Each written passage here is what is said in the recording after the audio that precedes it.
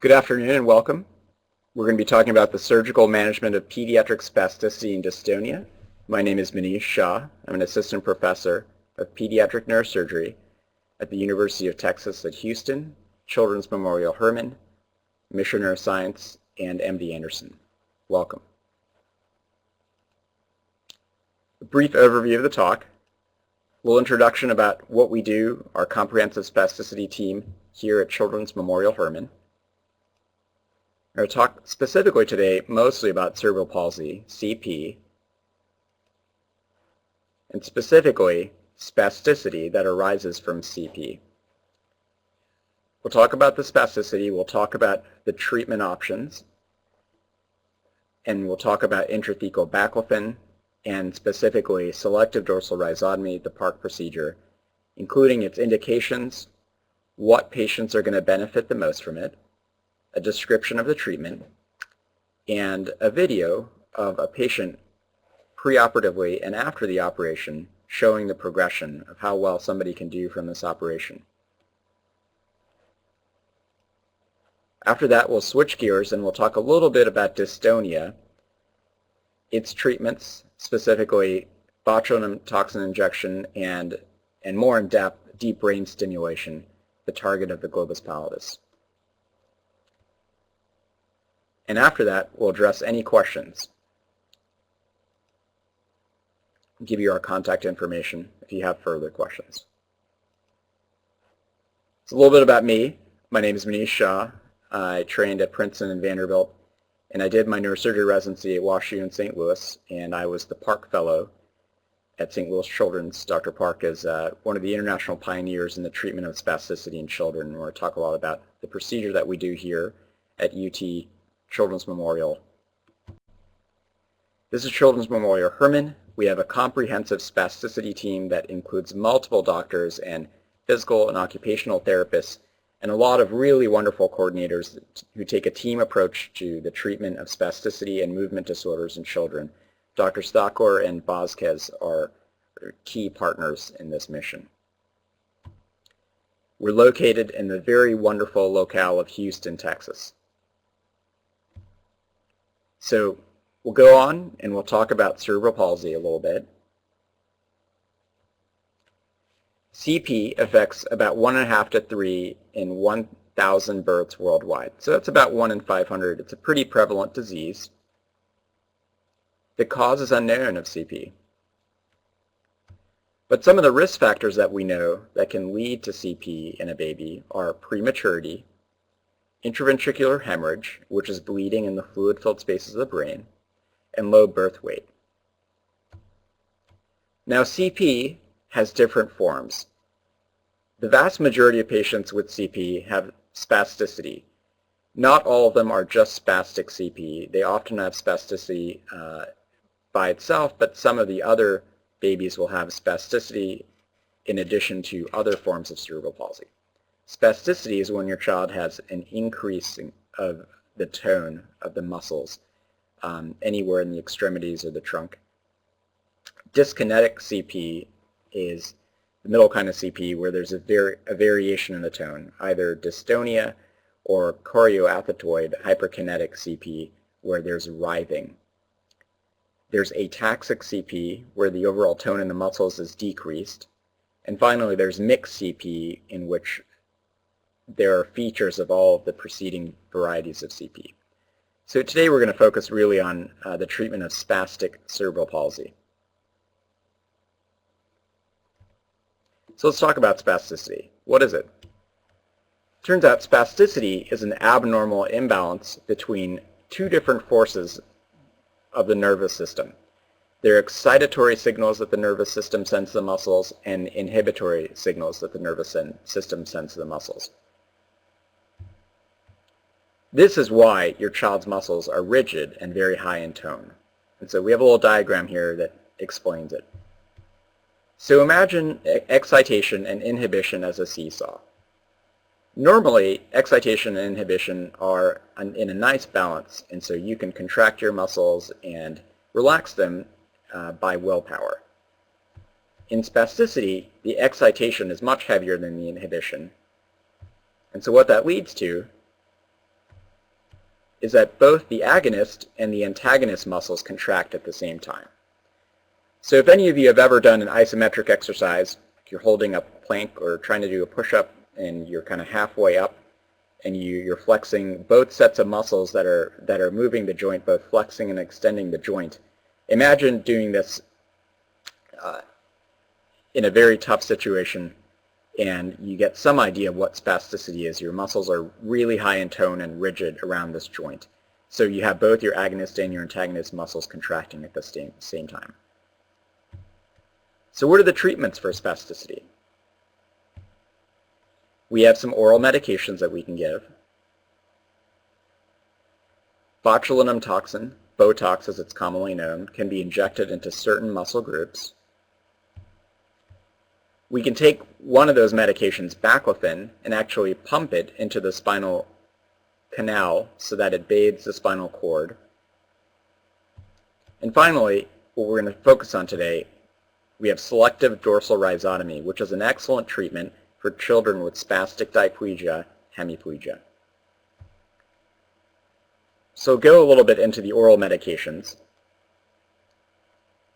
Baclofen, very commonly used medication for spasticity. Tizanidine and diazepam are muscle relaxants. So the pros of these medications are that they're non-invasive, taken by mouth. They have a lot of cons, in that a lot of children cannot tolerate the side effects. So they can cause the child to be confused, and at the levels where they're effective and therapeutic in reducing the spasticity, they can often also cause sedation and have toxicity, so like liver toxicity and renal toxicity. And then on top of all that, they're not always effective in every patient. So we're leaving out phenol and alcohol injections, as Botox injections are really great to target specific muscles. The botulinum toxin binds a receptor on the muscle cell and prevents it from contracting. And so relaxation is seen within days of this, and then it peaks at a month. And this is reversible because the body will break down that receptor the toxin has attached itself to and eventually put up a new receptor. Of course, the problem with something like that being reversible is that the effects are short-lived and they only last 3 to 4 months, and you'll need repeat injections. So for more severe spasticity cases, there's the option of intrathecal baclofen.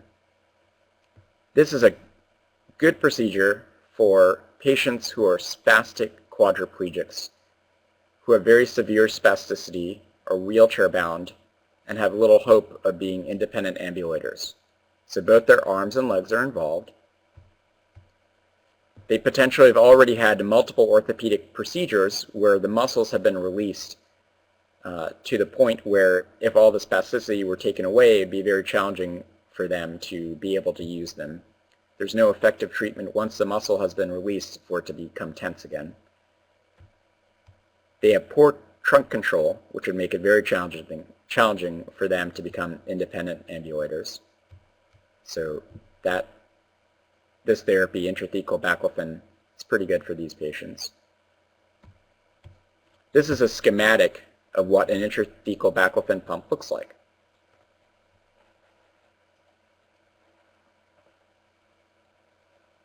So here we have a pump that we implant in the belly that then is attached to a catheter that we thread with X-ray guidance into the spinal canal to target a certain level of the spinal cord.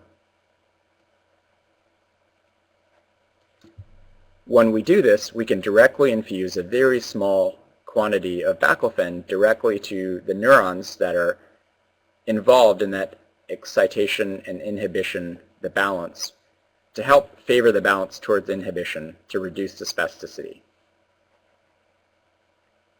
This pump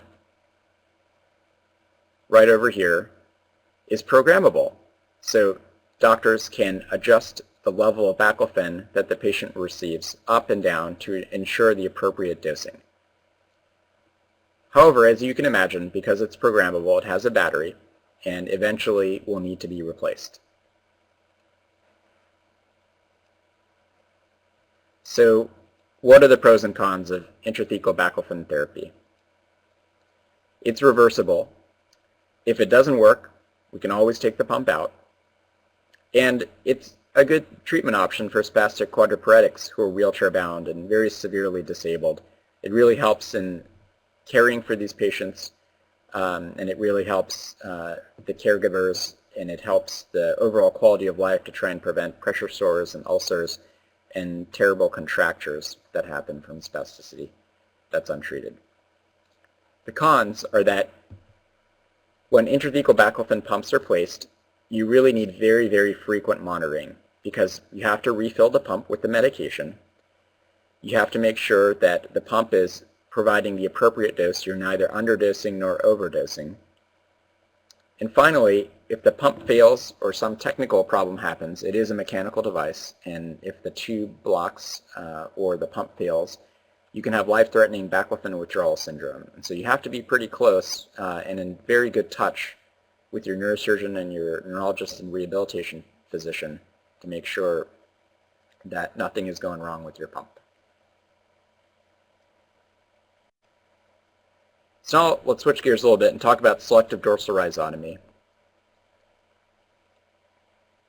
This procedure is really excellent for children and adults with spastic diplegia and spastic hemiplegia. So diplegia is where it affects both of your legs, and hemiplegia is where it affects your leg and arm on one side, but again, predominantly your leg. It's a great procedure, age 2 through 40. It's been done, and we'll talk a little bit about the biggest case series on this. Typically, these patients have excellent trunk control, and the reason for that is once we relieve them of their spasticity, they're going to need to go through rehabilitation so that they can become independent walkers. As the vast majority of correctly selected patients for selective dorsal rhizotomy do very, very well, we're going to show you a video of that, they can become independent walkers with time. So the Park SDR procedure, we do a one-level laminectomy, and that means that we unroof the spinal canal and the spinal cord, the end of the spinal cord called the conus, at one level called L1 to expose the nerve roots. Now we were talking earlier about excitation, inhibition, and the imbalance. So that imbalance is perpetuated and amplified by a positive feedback loop.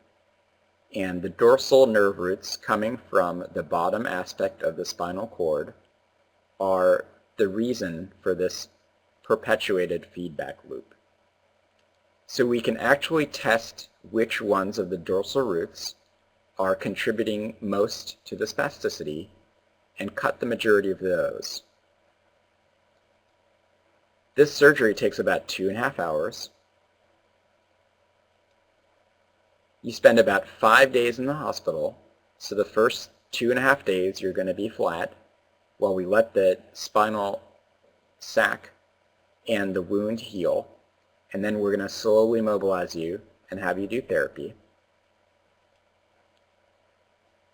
After the procedure, it's best to be able to figure out whether a further small surgery called a heel cord release or a Perks procedure is needed so that the patient can have intensive rehabilitation for a minimum of 12 months, 6 to 12 months, and then often will benefit from a further outpatient therapy commitment for a couple of years, and we'll show you what happens over that time period. So this is a cartoon depiction of what happens in the operating room.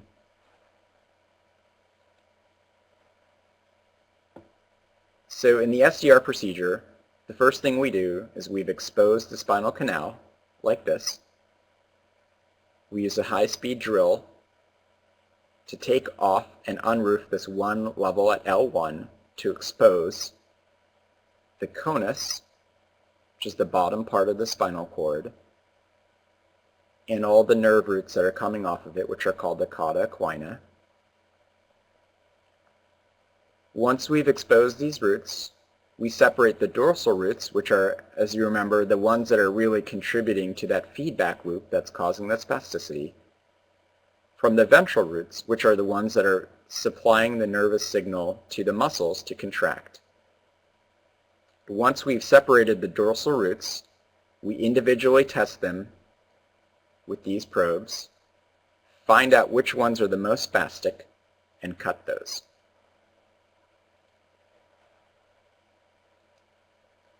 So after this 2.5-hour procedure, when the patient wakes up, there's an immediate reduction in spasticity. This is really the best option for children and adults with spastic diplegia and hemiplegia because they can potentially walk independently. The vast majority of patients who have had the SDR procedure and have had a commitment to long-term therapy can walk independently. The cons of any surgery in and around the central nervous system, that it's not reversible. But as we'll talk about, the risks of SDR are pretty limited. And the other con of SDR is that you need to have a commitment to therapy for at least 12 months postoperatively. This therapy and the therapist are very important partners in getting your child and your loved one to walk independently. So now we're going to switch gears here a little bit and show you something active that's really going to put this mark in your mind about how effective SDR is for a child with spastic diplegia.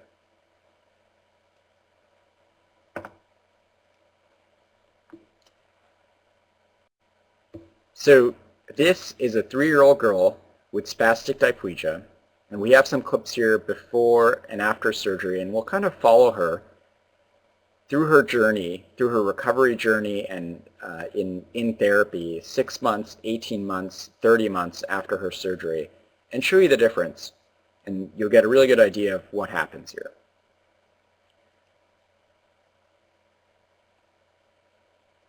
So as we start out, we're going to show you her using a wheeled walker before the rhizotomy. Note the spasticity in her legs, note how she's walking on her tiptoes, and note the position of her ankles as she's going through this.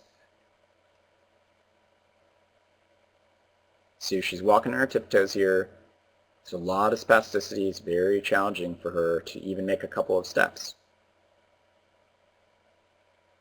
And this is her now walking without a wheeled walker. She needs a lot of help because of spasticity.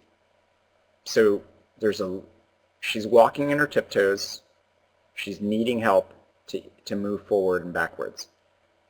And now we're going to take a look at her crawling. She can't even effectively crawl. She actually has to drag her legs with her body because her legs are so spastic. So let's take a look at this. So she's just kind of moving herself forward with her elbows because she has so much trouble with the spasticity. Now one thing to note is before the SDR, she has good trunk control, and this is a good predictor of how well she's going to do afterwards. So if you watch here, she can sit up and play without any assistance. So now we're going to move on towards the postoperative journey. So now she's going to come back. She's going to be wearing AFO braces, ankle foot orthotics for her feet, and she's going to be using that same wheeled walker. So now 6 months after the operation, she's healed and she doesn't have any pain at this point, and she's just moving through therapy. So just immediately just notice the reduced spasticity. And note how spasticity can often mask weakness. And that's really one of the big things that the therapy is going to help with, the weakness and the coordination. So much smoother, but she's weak. And so now we're going to take the AFO braces off and note the reduced spasticity. And again, we're going to this time see that she's not walking on her tiptoes because that spasticity is gone. So this is great. So she's trying to move forward. She's still weak, but she's not really needing to walk on her tiptoes, which is great. We're going to go a year past this point now, 18 months. She's made a lot of strides. So again, spasticity really isn't there anymore, but now she's going to have a real improvement in her coordination with the AFOs on. So she's cruising along now, getting stronger. It's really amazing. And now we've taken we kept the AFOs on. Now she's walking independently. So now we take the AFOs off. And just note here, look how smoothly she's walking with the walker. And now we take the walker away, just guiding her here. This could not have been done before the SDR. She's walking independently. Now we're going to fast forward another year, 30 months after the procedure. The spasticity is dramatically reduced, and now her crawling is very smooth and coordinated. She's almost crawling like a normal baby here. Look at that. She's crawling very quickly. So now we're going to put AFOs on her and let her walk and just note her improved strength and how much more coordinated she is with these braces on. Wow. Just walking along, no help. Now we're going to take the braces off and just take a look at our child 2.5 years after the surgery. This is absolutely not possible before SDR. She's going to be walking independently here. So here she is walking independently. We'll just see that again, another clip. Walking independently. Really great.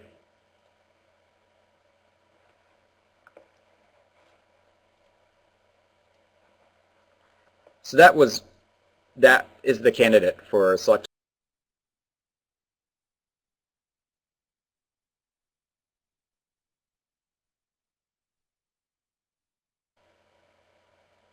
Walking independently. Really great.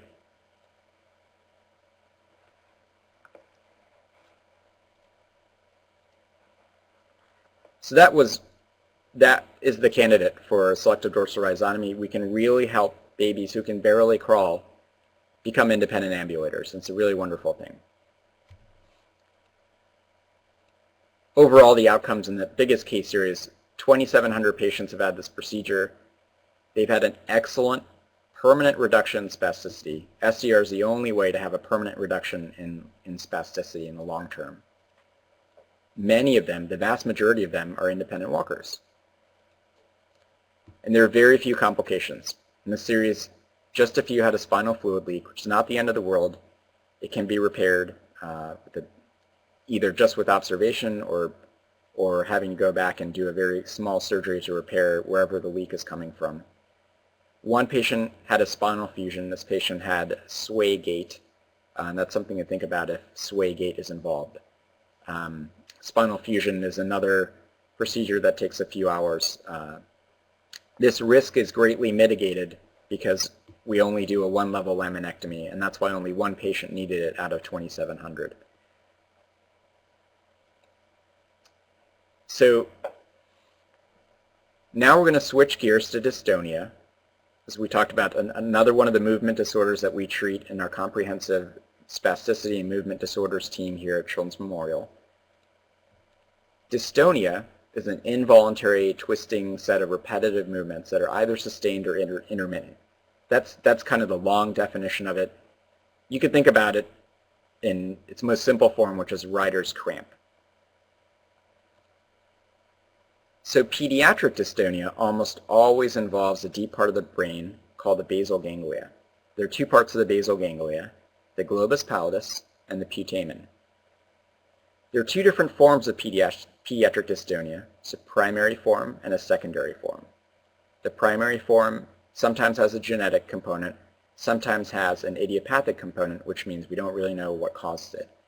Versus the secondary type, where we know what caused it, it was either a tumor or some kind of trauma to this the basal ganglia, these two structures in the brain. So what are the treatments for dystonia?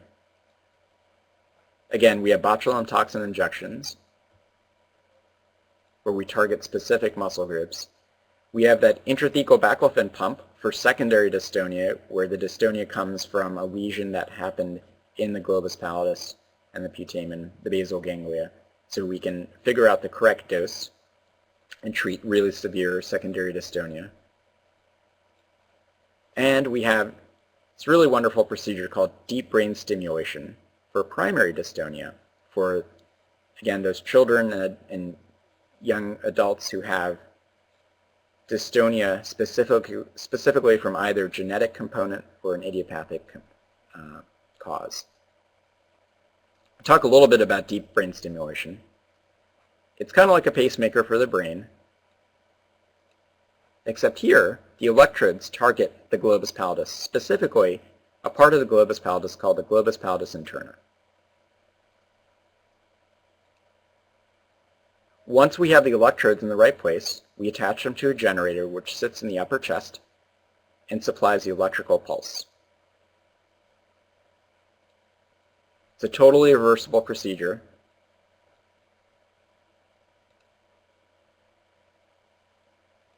And so a typical patient who's going to respond really well to deep brain stimulation for dystonia is going to be young.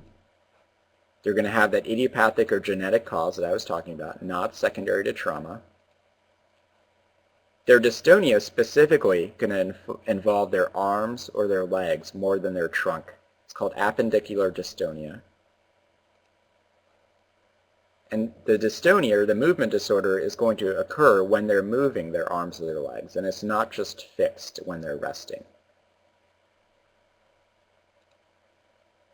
So what does DBS for dystonia entail? It's a two-stage surgery. It's broken up so that the surgery isn't too long on one day.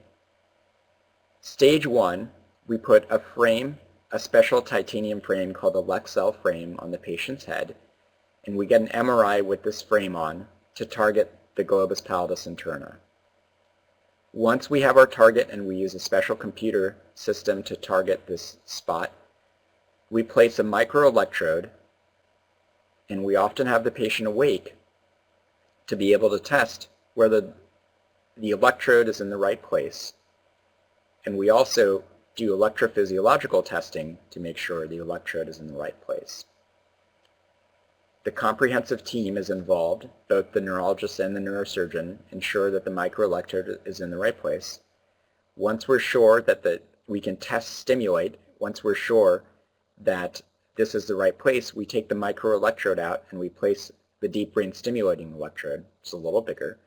We ensure that it works. We ensure we have some sets of settings that can help the patient with their dystonia. And then we keep them overnight for observation. The second stage, usually about a week or two later, once they recovered from the first surgery and its length, we bring them back and we connect these electrodes subcutaneously, which means under the skin. We tunnel them under the skin. We attach them to the generators that we've implanted in the upper chest. This is a very short outpatient surgery. Again, in stage 1, we're going to be putting these deep brain stimulator electrodes on. If you take a look here, the electrode goes through the brain, around the putamen to the globus pallidus. So this is the globus pallidus externa and the globus pallidus interna. This is our target. It's right above the optic tract.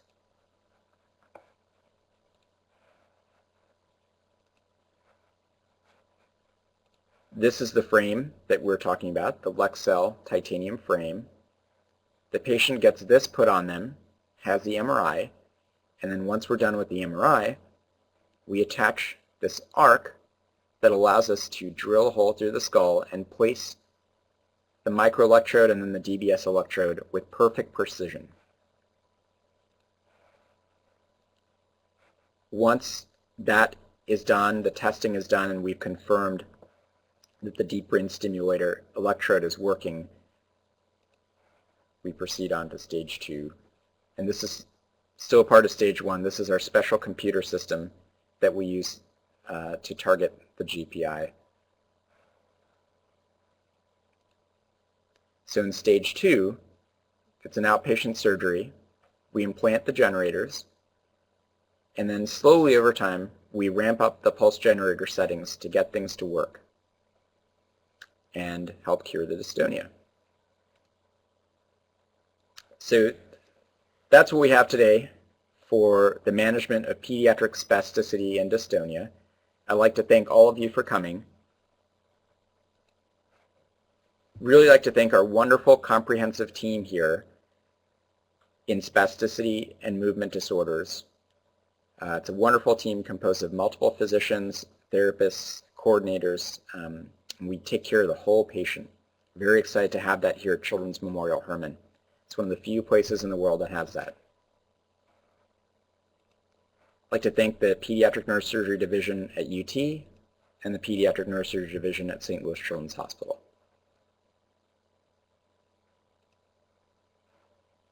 So this is our contact information for a comprehensive team, and I'm very happy to take your questions now. So our first question, is St. Louis the only place that the dorsal rhizotomy can be done?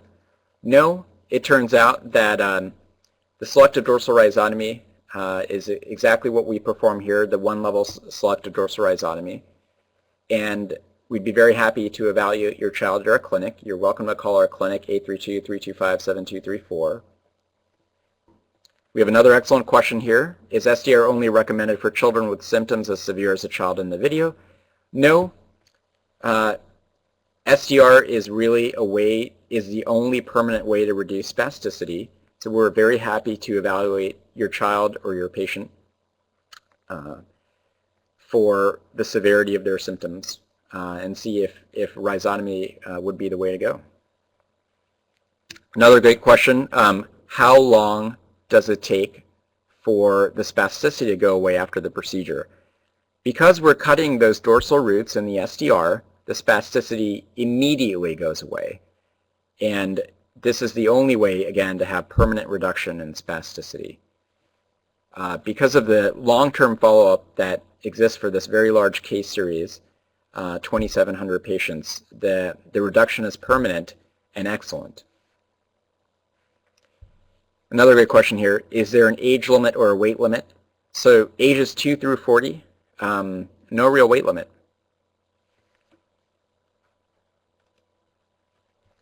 Good question here. Is there a minimum level of trunk control that's necessary for the SDR to be performed?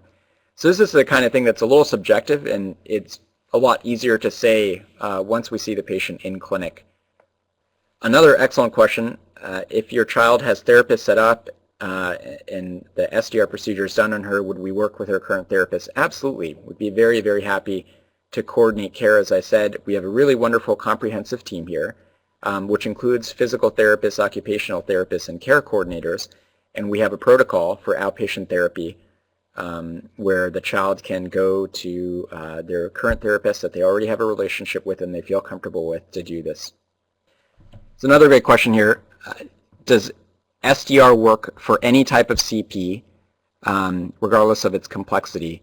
So some of the more complicated CP patients would be best served being evaluated in a comprehensive spasticity center because there are procedures that we can do aside from SDR, including intrathecal baclofen pump therapy and other such things to figure out what the best way is to treat the patient. It's a great question. Another good question. If you don't know if your child has good enough trunk control, the best specialists really to assess whether somebody is going to be a good candidate for SDR are members of our team. We're very happy to help evaluate that. Myself and Dr. Thakor and Dr. Vasquez can evaluate if the trunk control is good enough and what kind of prognostication we can do, how they're going to do after SDR. Good question. Do they have to be in Houston to be evaluated? I think that we'll find a way for y'all to send us video evaluations, but for sure we have to evaluate you before we can really consider you for surgery. There are a lot of things that just have to be done in person to evaluate the best candidates. We have to be able to physically examine the patients and see what else has been done and talk to you and those kinds of things.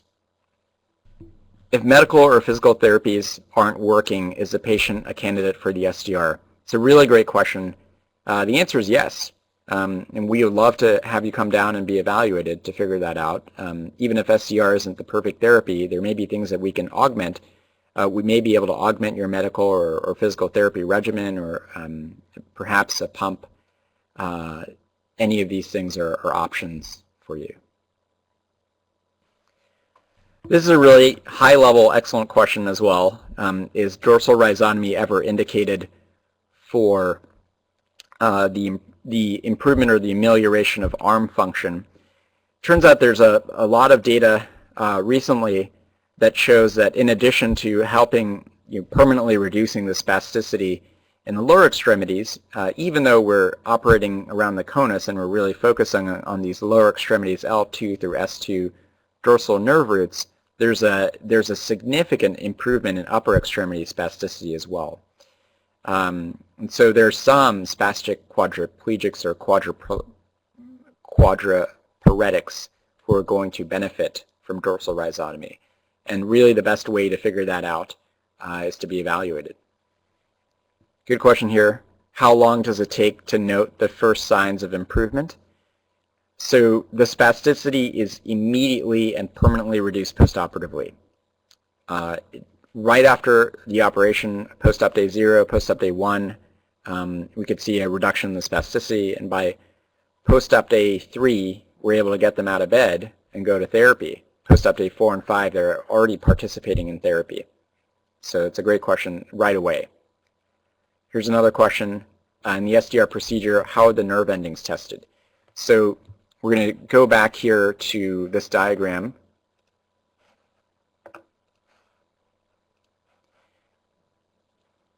So these two electrode probes are used to put a current through the nerve rootlet once we've separated the nerve rootlet and test it on a scale of 1 through 4 to see the most spastic responses. We have probes in the child or patient's lower extremities that tell us exactly what the muscle contraction is on a scale of 1 through 4, and we stimulate the nerve root with the current, and then we can pick which 3 of the 4, which 2 of the 3, depending on how big the nerve root is, to cut, and we obviously cut the most spastic ones, and that's again why the spasticity is reduced immediately after the operation, and there's a permanent excellent reduction in spasticity.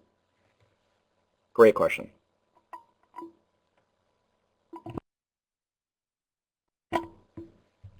Great question here. Can this treatment be considered a cure for this type of problem?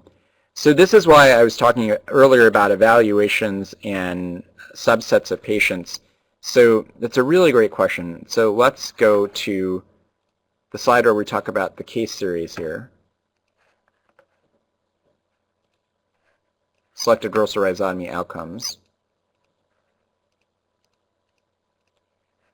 So if we select the right patient, and those patients are children with spastic diplegia, spastic hemiplegia, maybe mild spastic quadriplegia, again with good trunk control, what we are doing is eliminating the spasticity. We don't eliminate all the other problems that come along with CP that are kind of outside the scope of this presentation. But let me tell you some kind of anecdotal things that have happened. So I didn't include the video of the child from the presentation, but she was very much in tears preoperatively. And postoperatively, there was an incredible amelioration of her mood. She was smiling and laughing by the time the 30-month post-op happened. It's life-changing. It really, really, really improves the quality of life of the patients. So a CP patient who had both spastic diplegia and this behavioral problem has neither now that we've eliminated the spasticity. We've seen over time children who weren't potty trained become potty trained a few months after selective dorsal rhizotomy. It's not a guarantee, but again, once the spasticity is taken away, it's actually possible to train the children to this very, very important quality of life improving function. Great question. Are all the doctors in one place? Yes, all of the doctors are at Children's Memorial Hermann. We have a comprehensive clinic, and that's where we're going to evaluate you.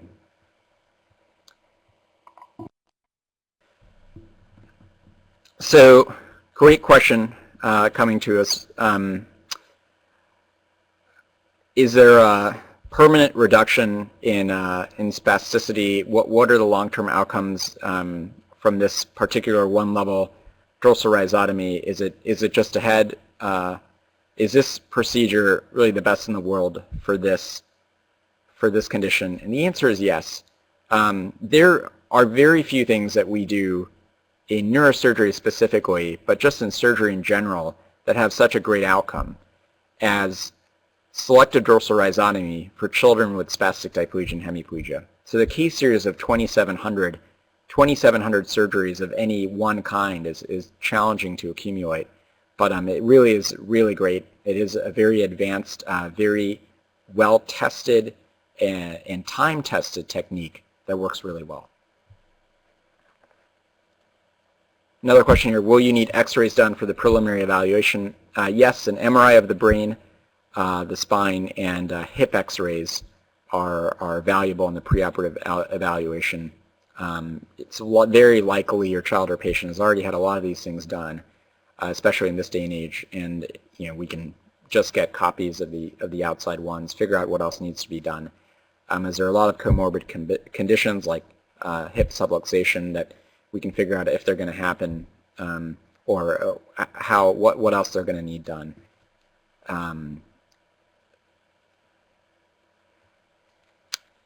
And so, great question here, what would the evaluation consist of? The evaluation consists of experienced physicians and clinicians like our therapists figuring out what the best therapy would be. And so we have a multidisciplinary team that will evaluate the videos of the patients and all of our opinions, as well as whatever data we have to figure out what really the best treatment for your child is before we go on a treatment. We really want to do the absolute best thing to take care of your child and any adults with spastic diplegia and hemiplegia and dystonia. And we will do the absolute best to evaluate and investigate every piece of data we have to make sure that we're going to have a good outcome and that you're going to do well as long as you commit to things like long-term therapy. This is a great question. Is SDR used for children who are spastic quadriplegics or quadriplegics where mobility is not the goal and it's more palliation to try and improve quality of life and other such things? So that's a really great question, and the data is out there. So there's no way to really do a great study on quality of life improvement for that kind of a condition. And the big reason is that they're just the numbers wouldn't really be there to do that. But definitely anecdotally, there is an improvement in quality of life for palliative dorsal rhizotomies on a case-by-case basis where we evaluate this is definitely going to help in the care of the child. The contractures are so bad that they're getting pressure ulcers or wound problems because their hands and fingernails and other such things are really hurting them. And it's a really great, really fair question. But the massive case series that we have on SDR is really for the high mobility children. But for sure, palliative rhizotomies have been done in other scenarios to help with the care of the child. Great question. Okay, so it looks like we're kind of done with questions here. It's been my pleasure to talk to all of you about spasticity, dystonia in children, selective dorsal rhizotomies, and deep brain stimulation. We're going to wrap it up here. If there are any more questions, please feel free to contact our clinic. It's 832-325-7234. You can send us mail, you can fax things to us, and we'll respond to you. And this presentation is going to be archived. So thank you very much.